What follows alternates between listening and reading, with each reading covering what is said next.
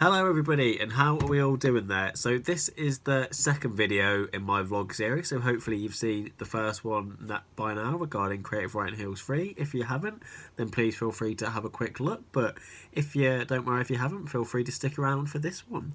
Okay, so this week we should have had a blog post done by William regarding dialogue, so this is kind of just a little accompaniment to that, and that's kind of going to be the structure of these each week. So we'll have the blog post as the main bit of content for you, and then I will be popping up just for a little bit of extra help and advice in the vlogs.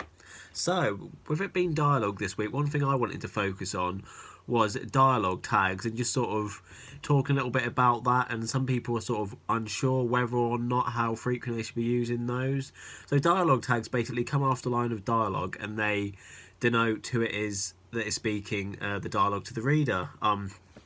So quite common used is he and she said, and now what some people do is maybe go a bit too much and start using a lot of adverbs at the end. So they might sort of go in exclaimed, proclaimed, sort of just to really kind of emphasize what the dialogue is saying. But what I'm going to sort of try and go through with you is it's almost a better less is more approach in keeping it simple, really. So he said and she said are far more useful to you as a writer than having a wide range of adverbs in there, because what the adverbs then do is that they highlight to the reader that they're actually reading a story.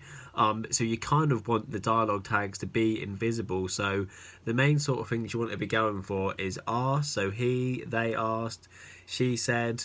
The simpler the better, really, in that. And what you'll need to try and sort of do is to work on the dialogue, enhancing what it is that you want to say. So the dialogue should always be doing the work for you, really.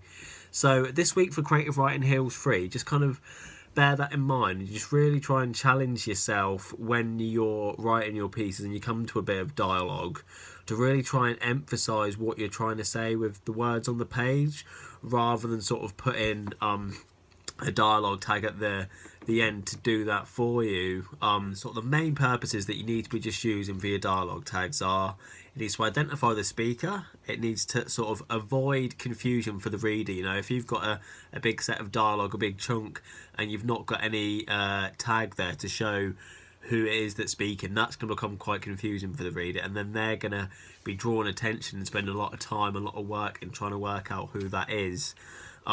Making sure that the dialogue sort of serves a purpose in there. So although you might want to try and mimic sort of natural sort of speech in there, you need to be making sure that it serves a purpose in terms of there's got some content in there for the reader, whether it's moving the plot forward or whether we're learning something about the character.